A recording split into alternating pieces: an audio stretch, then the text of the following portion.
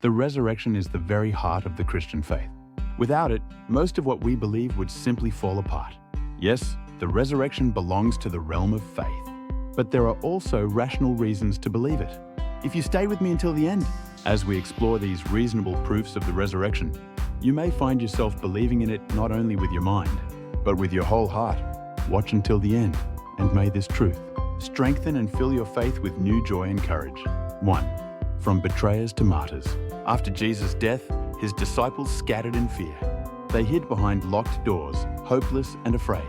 Yet, not long after, they came out boldly and proclaimed to the world, "He is alive!"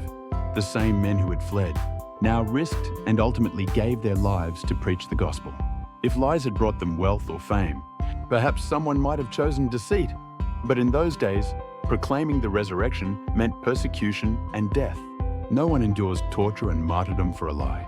The disciples could witness to the resurrection with such conviction because they had truly met the risen Lord. 2. The transformation of doubting Thomas. Thomas was the disciple who said, "I will not believe unless I see the nail marks and touch them with my own hands." He was a man of reason, a logical, scientific mind. But when he finally encountered the risen Jesus, he fell to his knees and cried out, "My Lord and my God." In that moment, it wasn't emotion that spoke. It was reason bowing before truth. 3. The radical conversion of Saul. Saul was a fierce persecutor of Christians, a man determined to destroy those who followed Jesus. He was a wealthy Roman citizen and an elite Pharisee, a man who already possessed knowledge, power, and social standing. Yet on his way to Damascus, he encountered the risen Lord in a blinding vision that changed everything.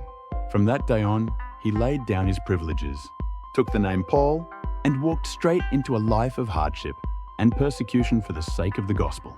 A man of wealth and honor does not willingly throw away everything unless he has truly seen the truth.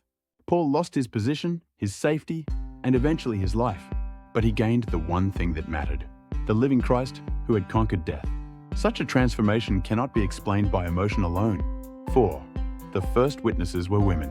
Many theologians call this one of the most decisive proofs of the resurrection. In first-century society, a woman's testimony had no legal standing. And yet, the Gospels record that Mary Magdalene was the very first person to see the risen Jesus. If the story had been fabricated, the writers would never have made women the first witnesses. The only reason they did so was because that is what truly happened. 5. The astonishing growth of the church. Jesus' public ministry lasted only 3 years. If he had been merely human, his movement would have vanished long ago.